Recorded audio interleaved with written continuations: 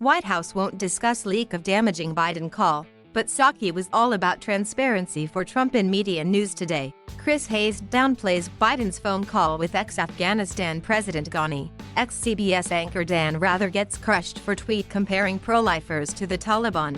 And an MSNBC analyst likens the Texas abortion law to slavery. An old tweet from White House Press Secretary Jen Psaki is coming back to haunt her amid reports of the controversial July phone call between President Biden and then Afghan President Ashraf Ghani as the administration pursued the military withdrawal from Afghanistan. According to a transcript of the July 23 presidential call reviewed by Reuters, Biden didn't anticipate the Taliban's rapid advance across Afghanistan, which ended when its fighters stormed Kabul on August 15 and Ghani fled the presidential palace. Instead, Biden focused much of the 14-minute call on the Afghan government's perception problem, Reuters reported. "I need not tell you the perception around the world and in parts of Afghanistan, I believe, is that things are not going well in terms of the fight against the Taliban," Biden said. "And there is a need, whether it is true or not, there is a need to project a different picture."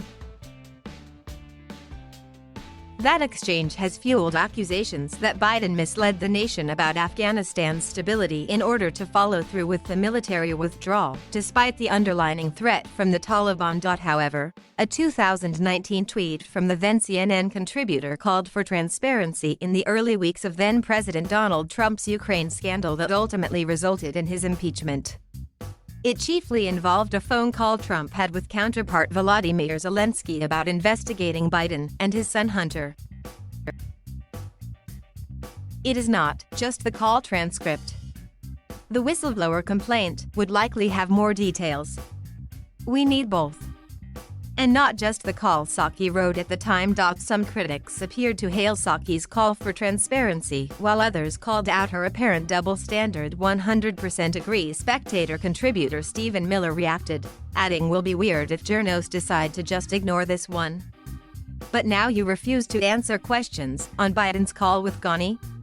What happened to the promise that this administration will be about truth and transparency?" Political strategist V.F. Castro told Psaki.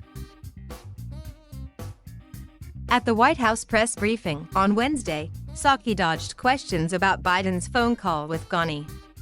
"Well, I'm not going to get into private, diplomatic conversations or leaked transcripts of phone calls," Psaki said. "But what I can reiterate for you is that we have stated many times that no one anticipated that the Taliban would be able to take over the country as quickly as they did, or that the Afghan National Security Forces would fold as quickly as they did.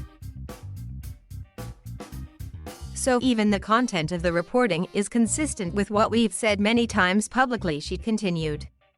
"I'll also note something the president said in his press conference around the same time of this reported phone call: the Afghan government and leadership has to come together. They clearly have the capacity to sustain the government in place. The question is, will they generate the kind of cohesion to do it?"